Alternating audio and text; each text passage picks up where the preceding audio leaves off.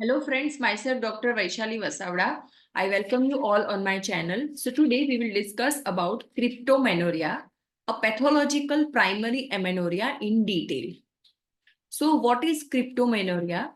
So here in cryptomenorrhea, periodic shedding of endometrium and bleeding, जो menstrual blood रहता है वो periodically shed होता है inside uterine cavity, but the menstrual blood fails to come out from the genital tract. But वो किसी reason से या तो यूट्रस में से escape नहीं हो पाता blood या तो वजाइना के बाहर वो escape नहीं हो पाता, क्योंकि कोई भी रीजन से वहां पे जेनेटल ट्रैक्ट में ऑब्स्ट्रक्शन हो सकता है. So because of obstruction in passage, ये जो ब्लड है आइदर फ्रॉम यूट्रस और from vagina out of reproductive tract escape नहीं हो पाता है, जिसे हम क्रिप्टोमेनोरिया कहते हैं.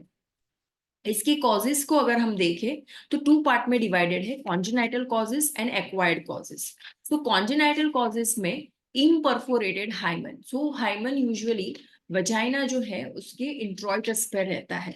सो किसी रीजन से कॉन्जेनाइटल डिफेक्ट या डेवलपमेंटल डिफेक्ट की वजह से हाइमन जो है वो परफोरेटेड नहीं होता है, कंटिन्यूअस फ्लैप रहता है, तो ऐसे केसेस में ब्लड जो है वो वजाइना से बाहर एस्केप नहीं हो पाता.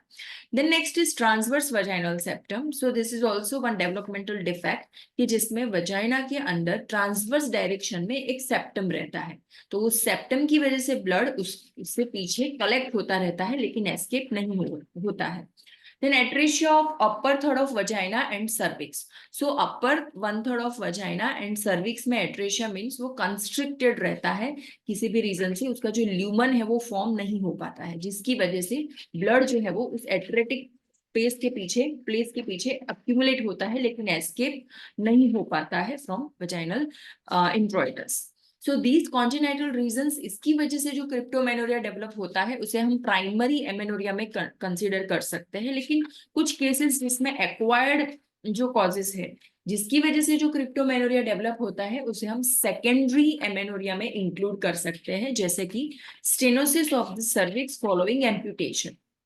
तो देर आर मैनी रीजंस जिसकी वजह से सर्विक्स का एम्पुटेशन किया जाता है, कुछ पार्ट जो है वो रिमूव किया जाता है और होल सर्विक्स रिमूव किया जाता है. For example cervical cancer. Then deep cauterisation and conisation in case of premalignancy और to diagnose premalignant condition और सर्वाइकल एरोजन के केसेस में कॉटराइजेशन जो है वो एज ए ट्रीटमेंट यूज किया जाता है.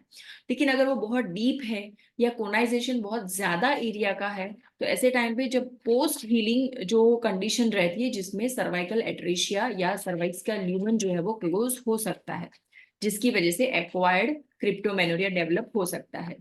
Then last acquired reason is secondary vaginal atresia following neglected and difficult vaginal delivery. So difficult vaginal delivery like obstructed labor or prolonged labor, जिसमें presenting part जो है वो vagina में long term time तक रहता है, तो जिसकी वजह से lack of blood supply and atresia जो है वो develop हो सकता है. सो पैथोलॉजी की अगर हम बात करें तो इसमें मेन 3 पैथोलॉजी होती है, hematocolpos, hematometra and hematosalpinx. Conditions like vaginal atresia और इम्परफोरेटेड हाइमन जिसमें an accumulation of blood within the vagina. तो जब ऐसी कंडीशन डेवलप होती है कि वजाइना के अंदर ल्यूमन में जब ब्लड अक्यूमुलेट होता है तो उसे हेमेटोकॉल्पस कहा जाता है. Then hematometra. Hematometra means blood only accumulates in the uterine cavity. तो कुछ कंडीशन ऐसी है जैसे कि सर्वाइकल स्टेनोसिस और सर्वाइकल एट्रेशिया, जिसमें क्या होता है कि ब्लड सर्विक्स से आगे ही एक्सपेल नहीं हो पाता, सिर्फ वो यूट्रस के अंदर ही रह जाता है, तो उसे हेमेटोमेट्रा कहा जाता है. कई बार ऐसी कंडीशंस जैसे वजाइनल एट्रेशिया और इम्परफोरेटेड हाइमन, तो ऐसी कंडीशन में हेमेटोकॉल्पस एंड हेमेटोमेट्रा दोनों कंडीशन एक साथ डेवलप हो सकती है.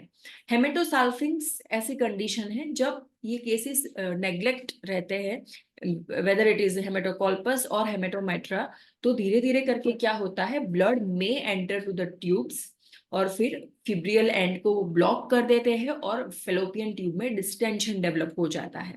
तो ऐसी कंडीशन को हेमेटोसाल्पिंग्स कहते हैं. बहुत ही क्रॉनिक केसेस में तीनों चीजें एक साथ हो सकती है, hematocolpos, hematometra and हेमेटोसाल्पिंग्स. Clinical features की अगर हम बात करें तो एमेनोरिया रहता ही है पेशेंट को।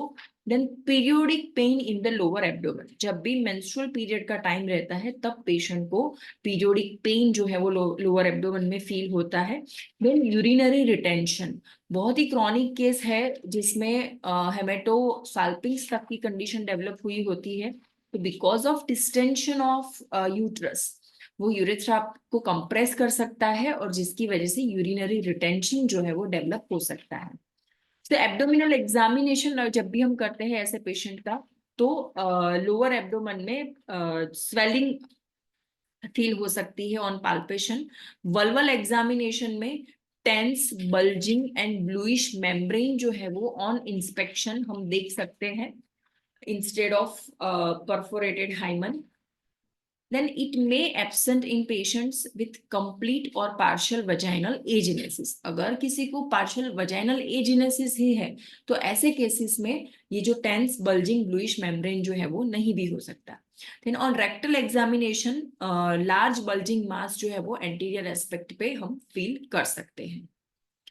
ट्रीटमेंट, यहाँ पे अगर इम्परफोरेटेड हाइमन है तो अ सिंपल क्रूशिएट इंसिजन लिया जाता है followed by excision of tags of the hymen which allow the drainage of retain menstrual blood. So जो भी menstrual blood behind this imperforated hymen vagina और यूट्रस में collected हुआ होता है वो एक्सपेल हो जाता है आफ्टर क्रूशिएट इंसिजन। देन अगर सर्वाइकल इन्वॉल्वमेंट है ओनली, जैसे कि सर्वाइकल स्टेनोसिस, तो ऐसे केसेस में dilatation of cervix to drain the collected blood किया जाता है with the help of dilators. और reconstructive surgery in cases of secondary atresia of vagina. So these are the treatment of cryptomenoria. Thank you so much for listening. You can subscribe this channel, you can click the bell icon, and you can share this video amongst your friends.